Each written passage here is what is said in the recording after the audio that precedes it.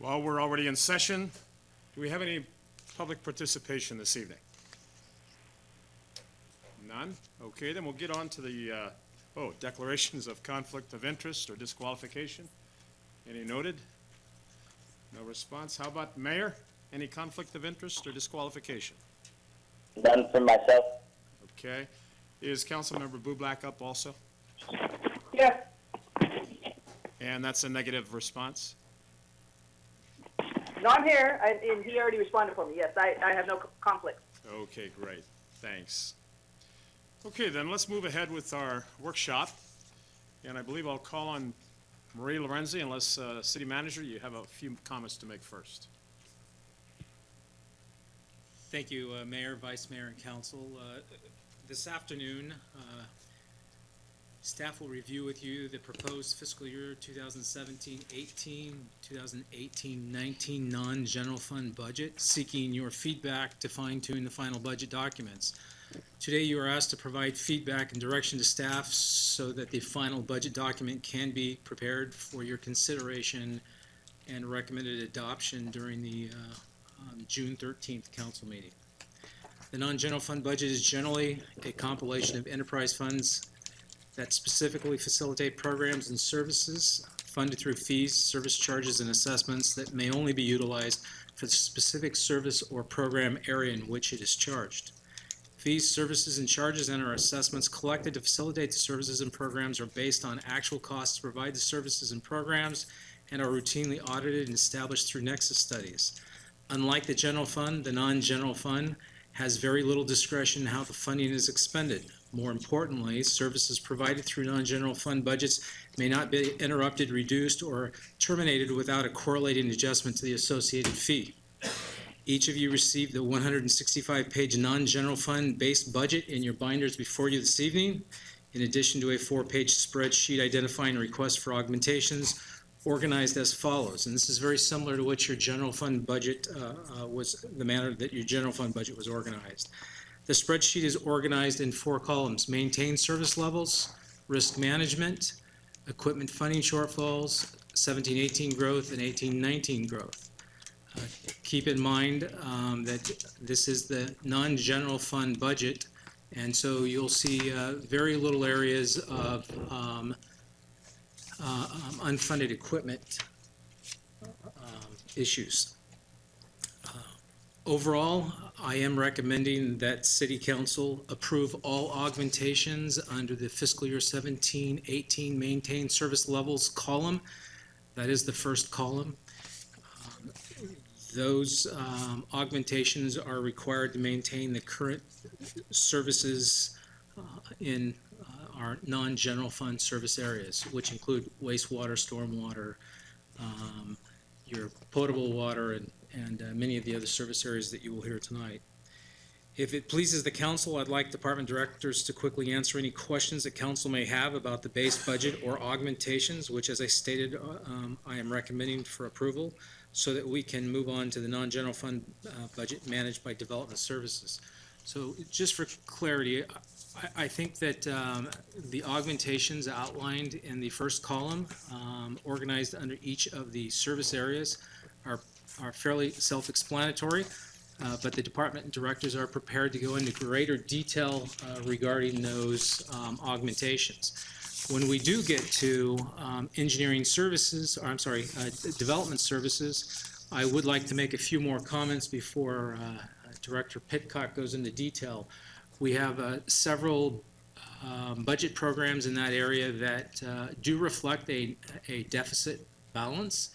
And in the case of one area, we are proposing further deficit spending, and we'd like to provide you with more insight of how those deficits evolve and how they occur and how they are serviced over a longer period of time than one fiscal year. And then I also would like to use this opportunity for Director Pitcock also, after that presentation, to just quickly go over what comprises development services so that you can associate it, those programs and services with the budgets that we're talking about. So with that, those are my opening comments, and as I mentioned, your department directors are prepared to go through We can either go through each item, or we can go through each area, and if council has questions, we can certainly answer those. Thank you very much. So then, while I did mention or ask for any community involvement, I wanted to just let you know or remind you that we'll keep that open during the course of our time together during a special session as far as public participation. So if you have question, if you have comment you'd like to make, please raise your hand. Let me know you'd like to make a comment. Please step forward to the microphone. We'll recognize you, and you'll have a moment to share your interest, your concern. That being the case, we call Ms. Lorenzen at this point, or how do we? Well, no, let's go through each of the service areas, and given the fact that I'm still wearing the Administrative Services Division Director hat, I'll address the two augmentation requests in this area, and you'll see we're requesting an augmentation of $30,000 for City Hall maintenance, specifically to replace awnings that were torn off by a recent windstorm. And then $5,000 to conduct some HVAC repairs to our heat and air conditioning system in City Hall. There are no risk management issues or equipment funding shortfalls, and no growth projected out of the non-general fund within the administrative services area. And I can then pass it off to Maren Pitt and have her quickly address the one item that she has under housing. Vice Mayor. Yes, go ahead, Mayor. Sorry, so loud. How much the cost would be to tint the windows versus doing the off staff have to repair? And so I just didn't know if we on that. Did you catch that? So I did, Mayor, I believe you're breaking up a little bit, but I believe you asked if staff has evaluated the cost difference between tinting windows and adding awnings. I don't, I will refer to Ms. Van Gilder to address that question. Mayor and Council, in evaluating how to respond to the damaged awnings, we did look at what it would cost to tint the windows. I don't have those figures in front of me. However, the discussion that we had was relative to design in the downtown core, and that the look that the awnings create for the facility is more in line with the intent for the downtown P-bid area. And so there was an internal discussion that tinting the windows really moved us away from that aesthetic look, if you will. We had great luck with the awnings. The awnings have been on the building since City Hall was opened. I'm going to say almost 20. Is that 20 years? Or are we not quite there yet? I mean, it's been a while, and they've you know, definitely we've gotten our money's worth out of the first set, and I think it was time in general, and that last storm just really did a number on them. And so we did evaluate the tinting, but I think ultimately the discussion was that the look that created for the facility really didn't fit into the downtown design. And being that we are part of the P-bid, we are trying to keep that look, you know, to be in line with the other facilities. Did that address your question, Mayor? Okay, thank you. Okay, and I guess I would only follow up with just the comment that thank you for the explanation. But it might be helpful to have side by side an understanding of what we're paying for aesthetics. Do you have any recollection as to what that tinting price was? I don't want to estimate. Again, it's presented to you tonight because we had vetted the issue internally, and so I didn't expect for this to be a question, so I apologize. I'm happy to go back and provide the analysis if council would like to weigh in on that. But we did look into it. Again, I don't want to estimate. It's been several months since we had that discussion, and so, but I'm happy to get that information together for council for consideration. Well, I do know that we're obviously interested in wherever there is a monetary issue, interested in understanding that comparison. But, if it's a difference of $20,000, $20,000 is $20,000, but if it's $50,000 or $100,000, I think we might have a slightly different issue. Right. I don't believe that it was more than 30,000, but like I said, I'm happy to bring that information or provide that to the city manager to disseminate for review. Okay. And of course, dealing with the schedule we're discussing this evening, recommending forwarding this to, for final consideration in the June 13th meeting. I don't know if there's any way to do that concurrently with the June 13th meeting. I just have an aversion to creating additional work, but by the same token. So staff can certainly, as part of your June 13th, Fee or the majority of it being the costs paid by the applicant to offset city expenses such as barricade rentals and police support services as well as personnel services. That money comes in and it was being tracked in a variety of different budgets. And so by having it all in one location, it's really going to help assist with being able to manage and keep all of that revenue in one spot. Related to that, in that we are also seeking to increase the supply and maintenance line number relative to special events so that we can, again, track all of the associated expenses in one location as well. I'm sorry, I jumped ahead. The $20,000 allocation is for traffic control, barricade rentals, and staffing for setup. And these costs were previously budgeted in the general fund under the facilities budget. We felt that this was a more appropriate place to budget for them since these have to do with our city-sponsored events such as the CSU Tournament of Champions and the 4th of July. Following that is a $25,000 augmentation to track all the expenses related to non-city sponsored. So that's related to the first item that I spoke about in terms of the revenue. Essentially, you should see an offset there for the most part because that will track revenue coming in and the expenses being charged as a result of those special events. I'd be happy to answer any questions about Fund 120 if you have any questions. Seeing none? Okay, I will move on to Fund 217. This is the streets gas tax portion. I have the opportunity to oversee this budget. However, this particular item is actually Michael Cook's area of responsibility in that it has to do with the LED lighting costs. We have recognized that there's a trend in that the expenses have been trending upwards in terms of the actual amount of expenses associated with switching over to the LED lights. Michael, do you have anything to add to that?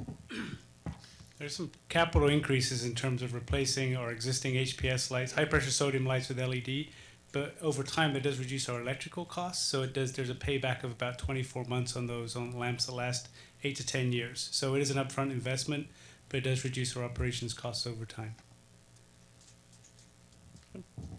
Are there any questions about that?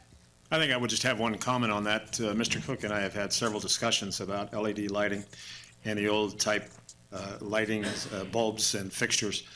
And there's quite a contrast in terms of the effectiveness of the older style and the new LED types. There's a lot of replacement work that needs to be done, and I think you've covered the entire city with a survey of what's out there and what changes need to be made. So this, I think, directly reflects a portion of that effort, if I'm not mistaken. So thank you, Mr. Cook. Thank you, Allison. Moving on to We Fund do have a 2. question here. Just one moment. Sorry. Yeah, sorry. Mike, what did you say the payback was on approximately? It's if I remember correctly, it's about 24 months. Thank you. Okay. Moving on to Fund 246, which is the landscape assessment. We have a $5,000 augmentation request in order to add the assessments to our city's tree trimming contract. We are now experiencing more mature trees that are essentially in need of maintenance. The following augmentation is again related to the LED switch, particularly in the assessment districts, and we're requesting an augmentation of $25,000 there. And I guess the only question on that, this is in addition to what we just discussed up above. Yes, it's specifically though for the locations in the assessment district. Thank you. Okay. Moving on to Fund 301, capital improvements, and I know the city manager has some additional comments, but I will go through the identified projects. The first project that's identified is a replastering of Columbia Pool. This has been categorized in the risk management line, or excuse me, column, and we've requested $40,000. I'd like to ask council to consider that item essentially being withdrawn for now. Something that's occurred since submitting this information for the city manager and finance is we've had some more internal conversations about the needs at Columbia Pool. And so I would recommend that we withdraw this for now so that staff can do some additional work and bring something back that's a little bit more of a comprehensive review of that facility. Because we have other maintenance needs there that I think need to be addressed, and I think there's some benefit in being able to address that comprehensively versus piecemealed. And so just to piggyback on what Director Van Gilder is talking to, is the fact that we know that the plastering is essentially maintenance, but we also know that it's going to trigger other issues such as ADA, as well as some of the other areas, and it's going to end up being a construction project. So what we talked about internally was taking a step back, suspending this request, and actually coming forward in the future months with a full assessment, a comprehensive assessment of the Columbia Park pool area, and approaching it as a capital project to ensure that we don't begin what's a maintenance project only to find out it's going to trigger ADA access improvements, and we hadn't planned for those, and so we end up with a stalled project. The next project that's identified is replacing an HVAC system at the Rubosh building. An augmentation of $8,000 is being requested.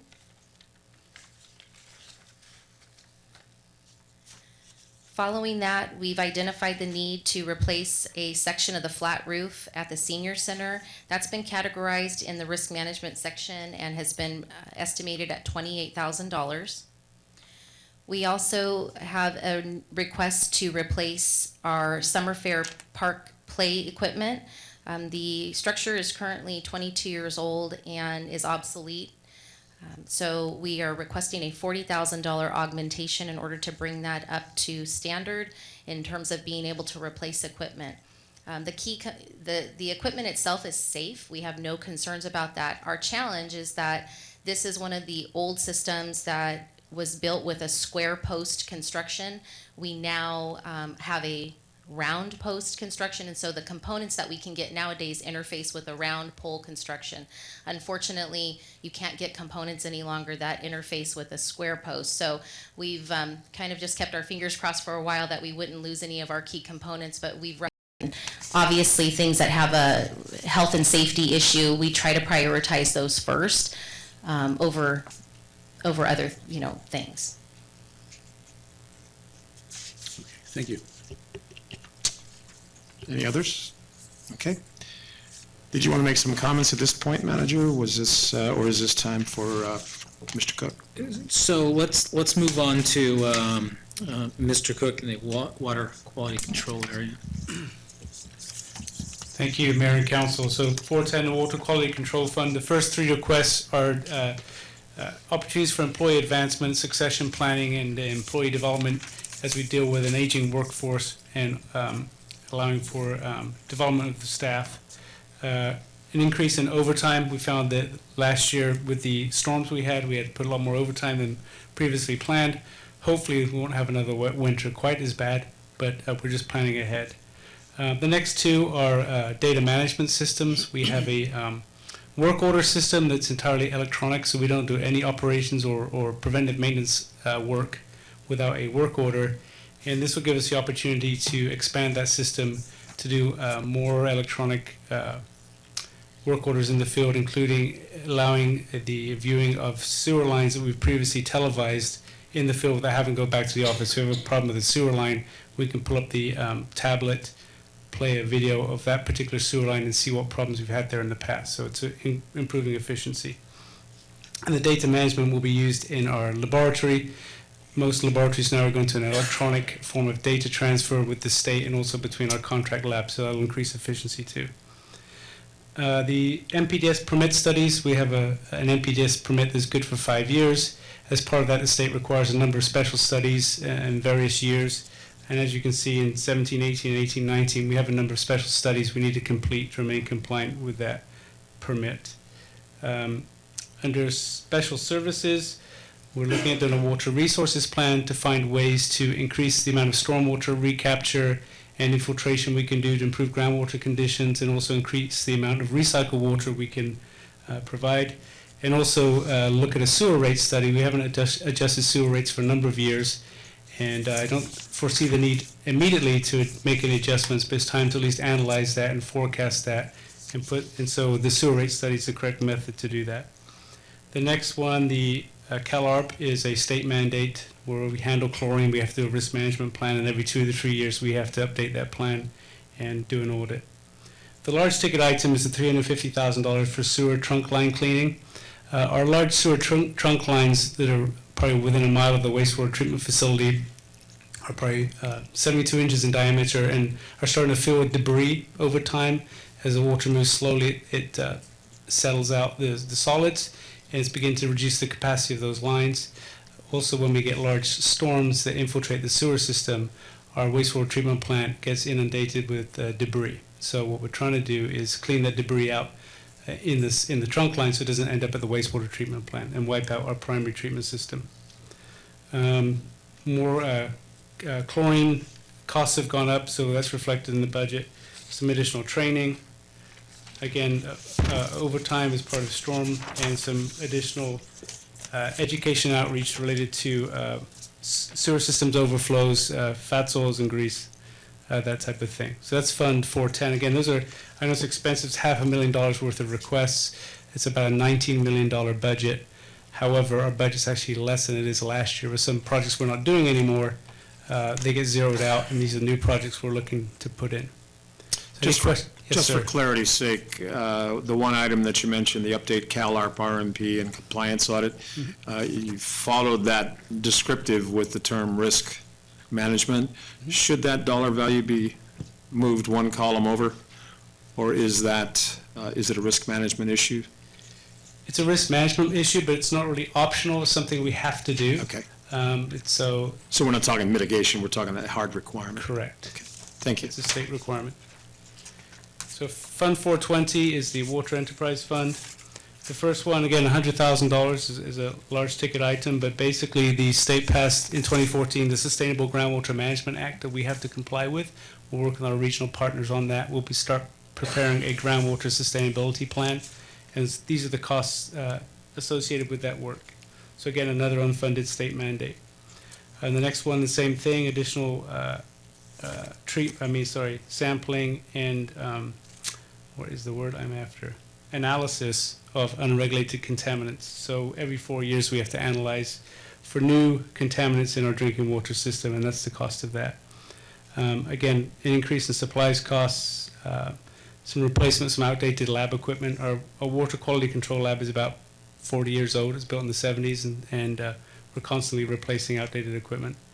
And again, some additional safety and certification training is needed, so we're increasing the training budget for those things.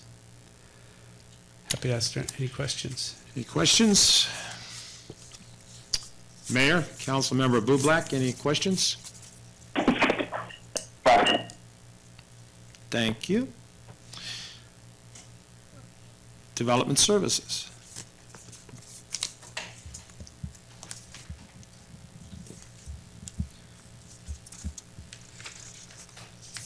Good evening. If you look at Fund 405 Building Division, you'll see a $7,500 request for a new strategic and operational plan. Our current plan is about 8 or 9 years old. What we want to do is do an update. So you'll see a similar a dollar amount. You saw it with planning at the last workshop. You'll see it in transit as well as engineering as well. The idea was to try to bring our strategic plan and our operational plan into alignment with the council's policy goals and implementation plan. Moving on to Fund 425 Transit Dial-A-Ride, we had a request for a staff services technician.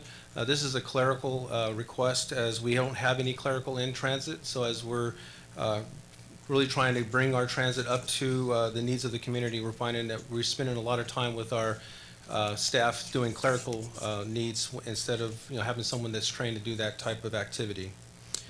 For 426, again, that's the strategic plan.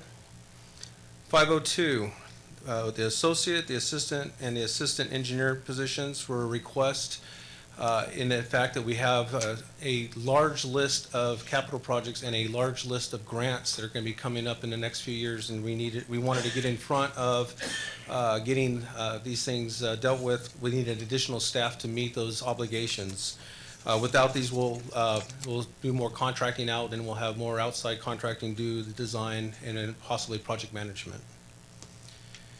We also requested a traffic technician. Again, when I go through my presentation, you'll see how much we put forward towards traffic, but this was an opportunity for us to have a full-time traffic person that could actually be a little bit more proactive and not so reactive. So we wanted to put a little emphasis on trying to make our community safer.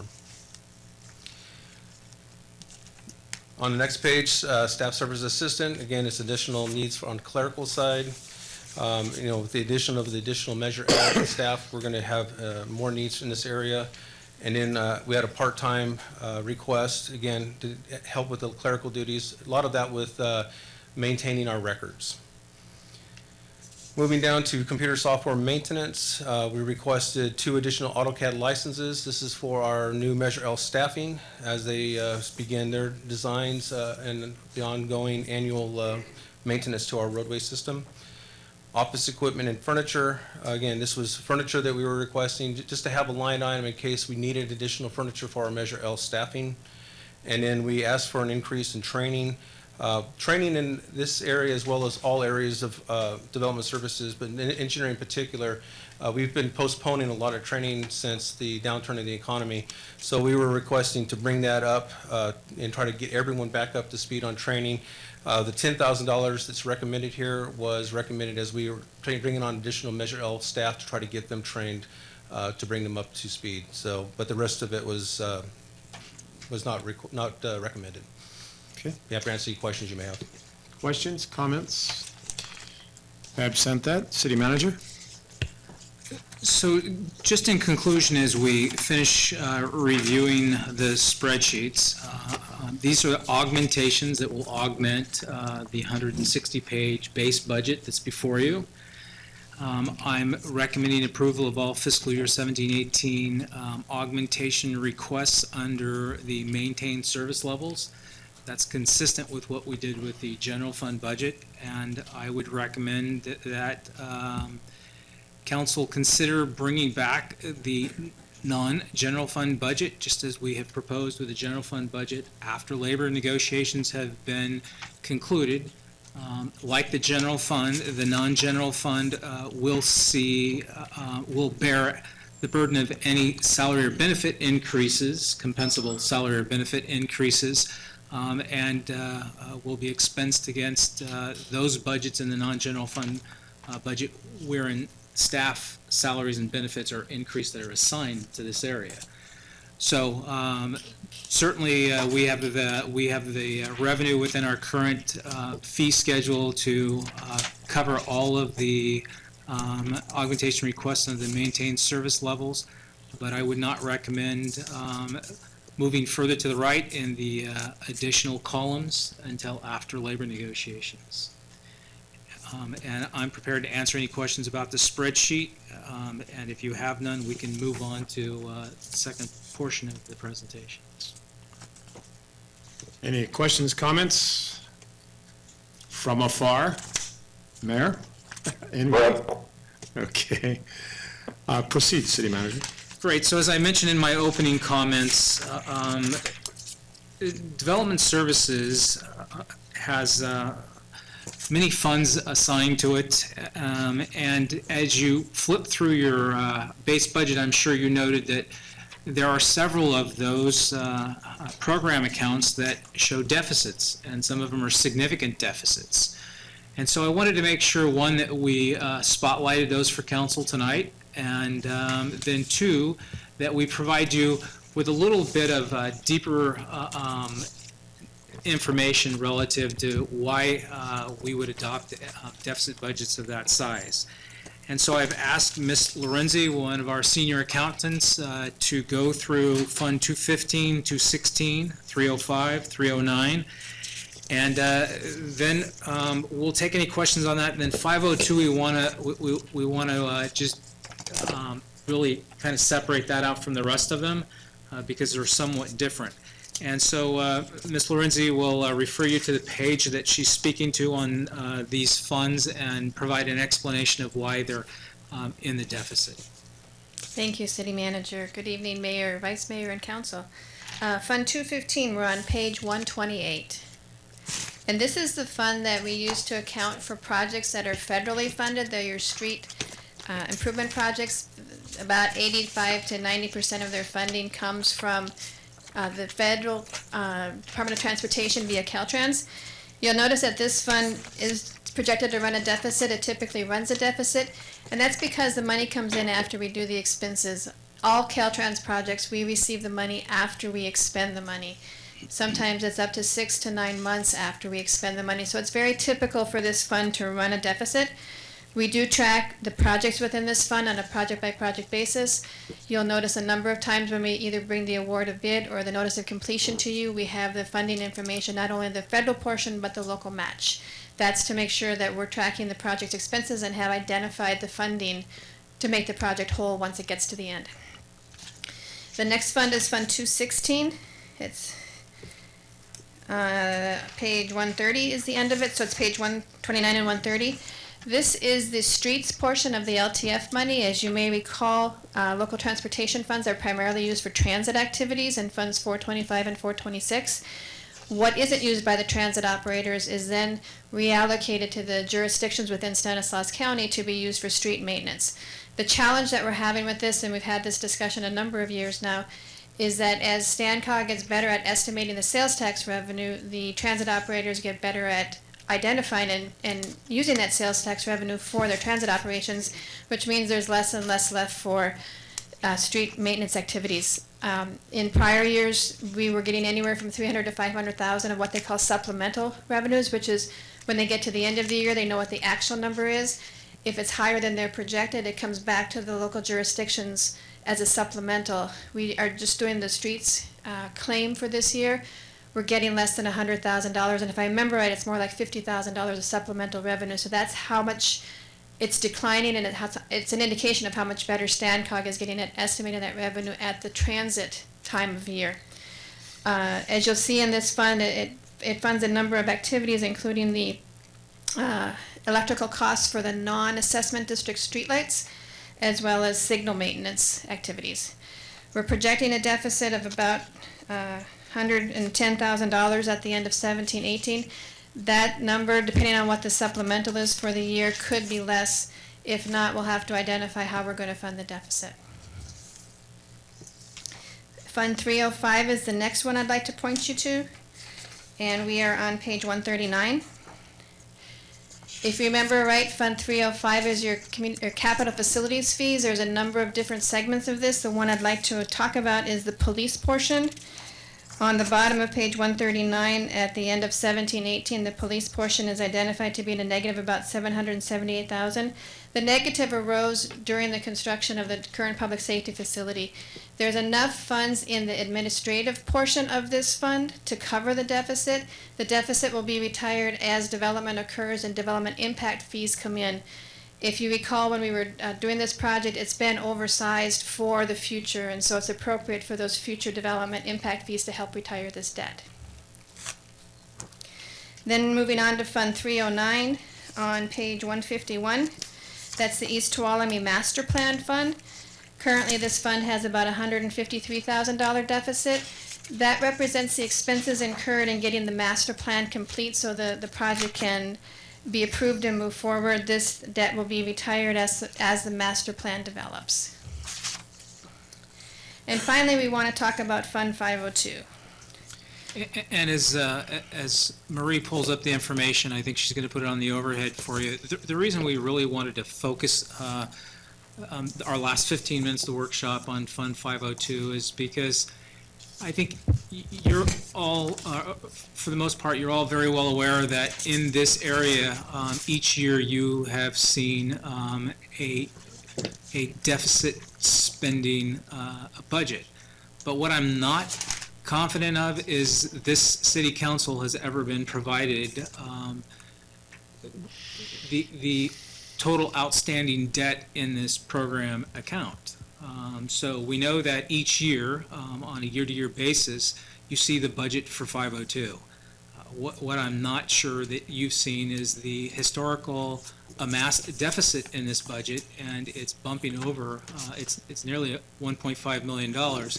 And I want Marie to take 5 minutes or so just to go through the last 12-year history with you, and you'll see 9 of the 12 years we have deficit spent, and explain why that is the case and what the refunding strategy is to settle that deficit. Thank you. You'll also find this in, I think it's the second or third page in the front of your binder. There's a PowerPoint presentation. This same document is, I believe, the second page in there if it's easier to see than up on the screen. I realize there's a lot of information. But what I wanted to point out to you in here is, first of all, this is Fund 502. It's your engineering services. It involves really two basic components. One being the development-related activity, and the second being the capital project activity. The capital project activity would be those projects that the city is doing, like your Fund 215, your street projects, or things done in the water and sewer funds, where engineering staff is doing the design and the contract management of those projects. That activity has, we've developed rates to charge out the time, and that time is charged to those projects. The funding sources for those projects comes back into this fund as revenue. So that's the revenue that's identified as capital project activity. Development-related activity is really just what it sounds like. It's helping development happen in town. You'll see in the early years, in 2010 and earlier, there's some unique transfers that have happened. Those have subsided in those early years. In 2009-10, there's a $329,000 transfer in. That's similar to the transfer in that we talked about in the general fund when we took money from our insurance reserves and took it out of those reserves. We transferred it into the operating funds. Engineering is one of our operating funds. It has people in it, and so they got a portion of that transfer out of the insurance funds. The OPEB revenue is a unique item. Because the city provides retiree health for our employees, there was an accounting requirement of how we handle this. That accounting requirement for us has gone away because we now have defined contribution plans. Do I have to stop? Please forgive me, Marie, but we must take a temporary pause for apparently someone's cause in order to maintain our quorum, so we'll pause briefly here. Thanks for your patience, folks.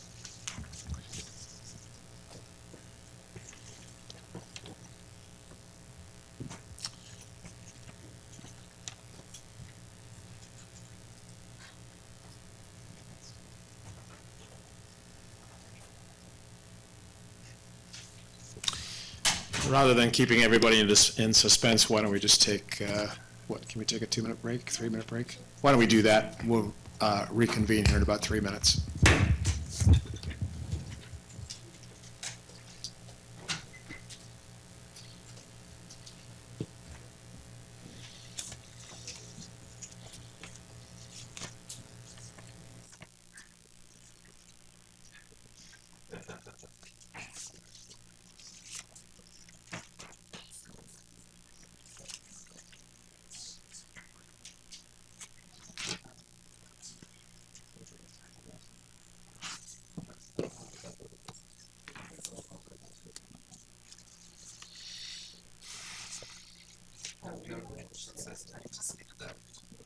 Pardon me? I just got a notification. It says time to start. Oh, cool. So this is for personal health questions. Fittings. Oh, cool. I get old.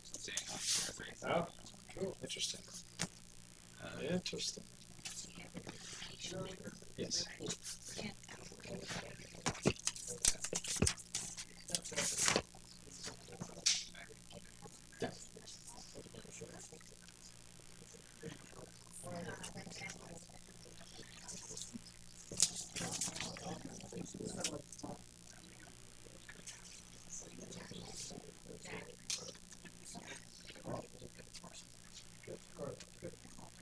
new stock.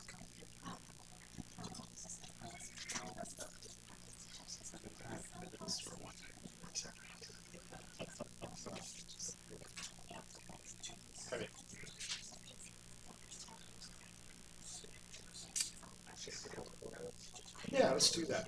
Because, you know, I was trying to delegate. Where the diagram stories. I'm at 14th and K. So I'm not so far.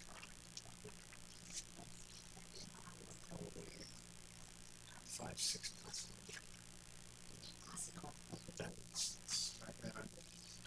Everyone's doing it. So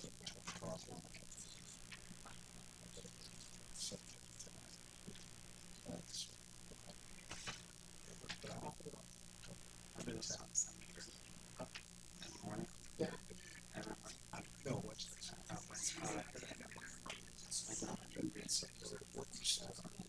Kelly's Rooms. It's now Cold Anchor Castle.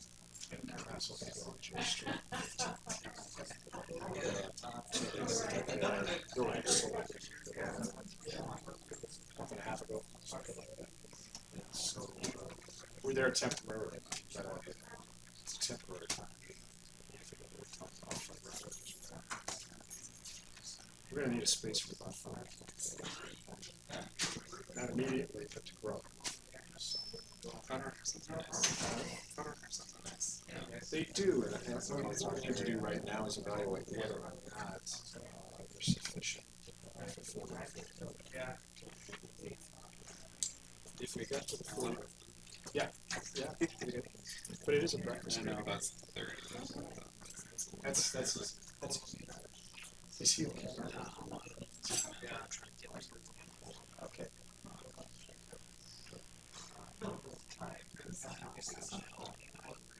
Or tonight's canceled.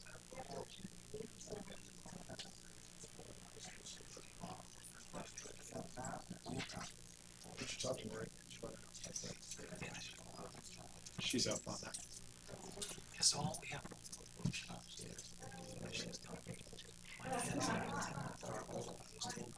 Just get to the developments. Just get to the development side. Let's make it 3 minutes.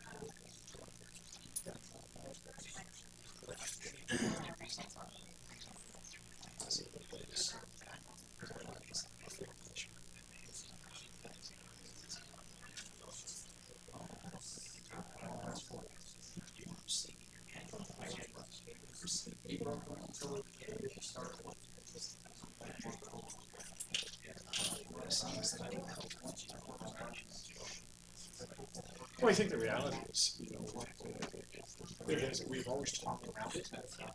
You know, there's always been some presentation. Yeah.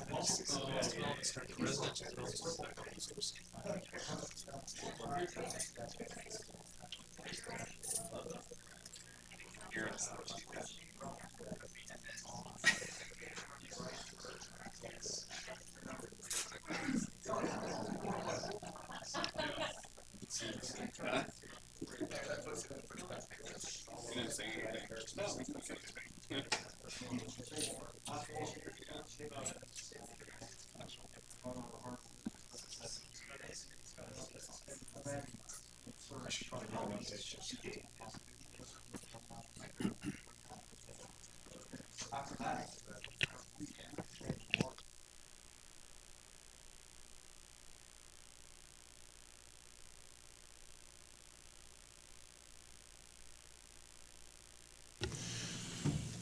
Okay, folks, we're going to reconvene.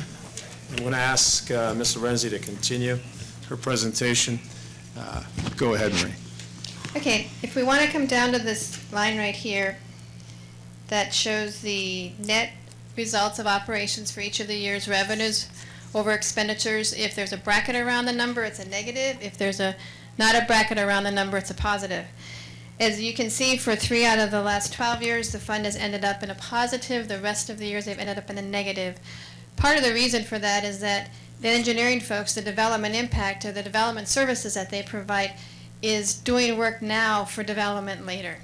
And so they have accumulated about a $1.5 million deficit over the years, starting with a positive of 2.7 million in 2004-05. Going through the years, we're now at 1.5 million. This deficit will be repaid to this fund essentially as development happens. We've got a number of subdivisions that have the work done. They have maps in place or they're map ready. There's a number of commercial areas that are in the same place. We are just waiting for those subdivisions and those commercial areas to develop and to pay the fees associated with development, which will then help retire this deficit.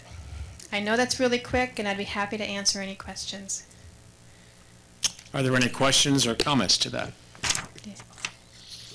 The big thing to remember with this fund is it's an enterprise fund, so it operates on what's called the accrual basis of accounting, which means we recognize revenues when they happen, expenses when they are incurred, regardless of when the cash comes in or the cash is paid out. It's a little bit different than what you may relate to with your individual checkbooks.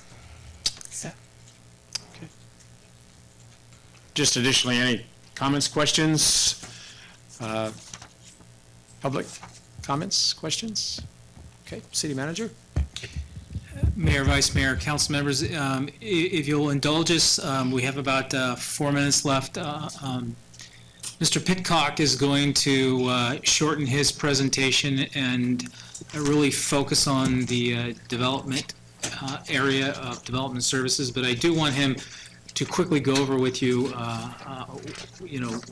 what functions is comprised within development services, and then really drill down on engineering so that you can correlate the activities that are resulting in the debt spending and how that will generate revenue in the future. Good evening. I'll really try to get through this pretty quickly, and if you ever have a point or a question, please stop me.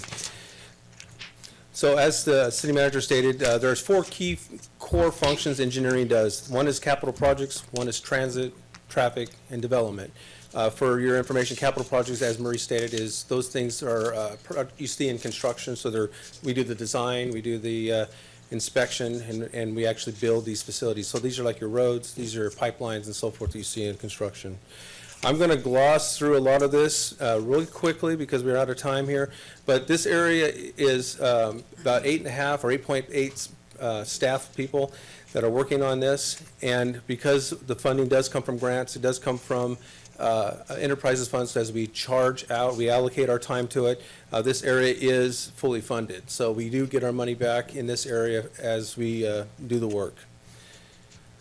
The second core function that we do is transit, and transit has got 1.75 people. We have 1 planner and 1 manager that we have on our buses, and we're working towards having ad revenue on our bus stops. This area is also fully funded. Traffic, this is where we talk about why are we a little more reactive than proactive. We really don't have people that are in this area full-time working on this. So you see that we spend about 30.35% of a person working on traffic-related items. We spend most of our time working on safety issues. We do the warrant analysis. We adjust signal timing, and we're working in that area to try to improve safety. We also do a lot of special events, traffic control plans, and so forth, which occupy a lot of time. Traffic is primarily funded through LTF and in capital projects at which we work on.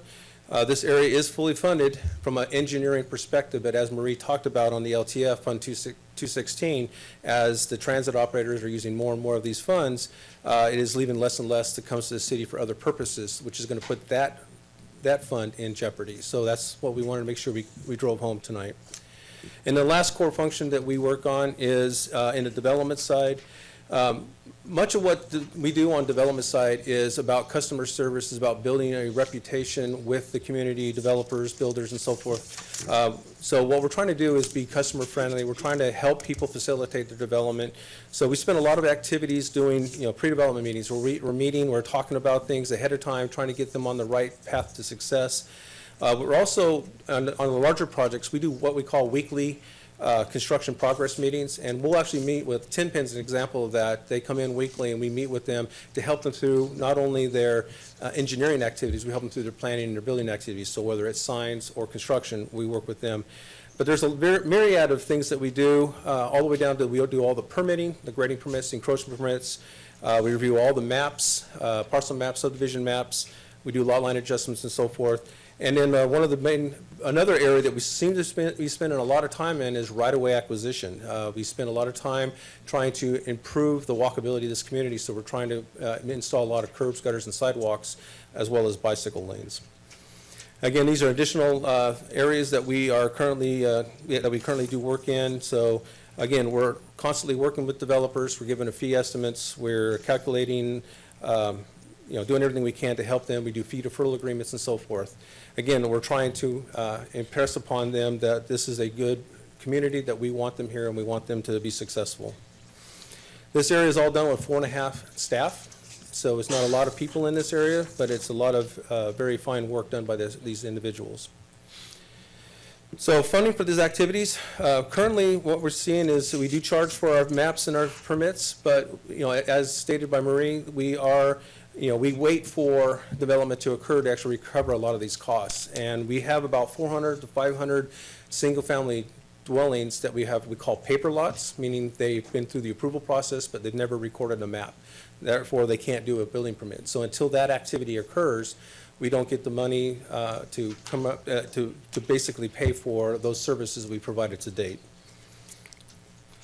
So why are we in a deficit? Many activities we do or we have no funding for.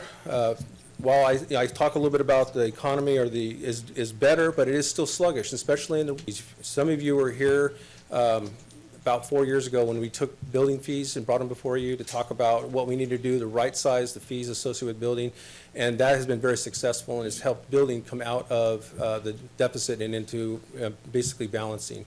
We're going to bring the same type of document to the council and walk you through what it takes to to do everything that we do. We did a time and motion study, and we're going to basically tell you down to the penny what all these activities cost.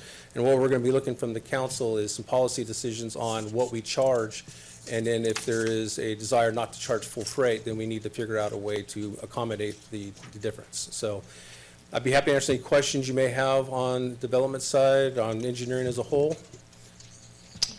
Any questions or comments from the public, from the mayor? Nope, we're good. Okay, I do have one question more for clarification than anything. Michael, I guess my concern would be that if we defer collection of fees until there's actually a project, what are the ramifications of not committing or not doing the work? Well, in advance. If we're not doing the work in advance, there is the potential that they won't come to our community because they're unsure of the investment that they have to make. We're there to really assure them that they're going to be successful when they come to our community. We're going to paint the picture of how they are going to get through the approval process. And so not having those meetings in the forefront really makes it challenging. You're putting a lot of faith in the unknown, if you come in and try to develop without having these discussions, these meetings ahead of time. So I think it would probably stifle economic development a bit if we were to go in that manner. And there's also, there are agencies out there that will charge you a fee to hold a pre-development meeting. And we do hear on a routine basis that what we're doing is outstanding because it allows us to help the development community be successful, and they really do appreciate the pre-development meetings and the project weekly meetings that we do to help them through the process. So is what you've described, is that the definition of quote-unquote shovel-ready lots? We're always working towards shovel-ready lots through the master plan, specific plan process, but then what we're talking about also is that once these parcels have been identified, once they're in that process, then we're working with them to actually build on these lots. And that's, again, a lot of work that's done in advance to try to facilitate development. So we've got a time compression there. We're shortening up that time. Exactly. I mean, way I express to my staff is we are the economic engine for Turlock. It's in our best interest as well as the city's best interest to do development, but do it right. And so that we're trying to help the development developers, the property owners and so forth be successful, but we want to do it in a smart and economic way. And I think we're the beneficiaries of a process that's been in place for quite some time, whether it's from the Planning Commission on through your department, through the cooperation of everybody involved. So thank you very much. Thank you. Thank you very much. So anybody else for Mr. Pitcock? Mr. Mayor, Vice Mayor, Council, that concludes staff's presentation on your non-general fund 1718 budget workshop. We're prepared to take any additional direction, and we will utilize that direction to finalize the budget document for your consideration during your June 13th meeting. We will bring back, as you addressed, the side-by-side cost comparison between tinting the windows in City Hall and the cost of replacing the awnings. And I'm looking to my staff. I don't think that will slow the process down whatsoever. You can make any amendments to that final budget before you adopt it on the 13th. Okay, great. Thanks, Imaj. Are there any other comments in terms of recommendations, clarifications? I'd like to call on the mayor and/or Councilmember Bublak if you had any input that should be considered at this time. No, we're okay. Okay, sounds great. Okay, so we have no formal action to take, quote unquote, in terms of a motion to refer this back. I'd like to thank City Manager, all the department heads for their input this evening on this non-general budget discussion. The will of the council at this particular point, I think, City Manager, is to take it from where we are this evening with the one notation that you've made to bring back to the June 13th meeting for final consideration. So, Thank you. We will carry out that direction. very well, very well. Absent any other communications, I think, or questions, comments, I'll entertain a motion to adjourn this special session of the non-general fund budget. So moved. Second. Councilmember Bublak moved. Councilmember Jacob has seconded. We are adjourned. And for the record, we will reconvene our regular session in 5 minutes. Why don't we make it 10 minutes, and we'll give everybody a little bit of breather. 10 minutes.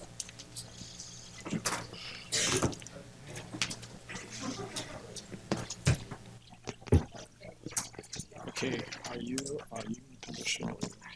Yeah.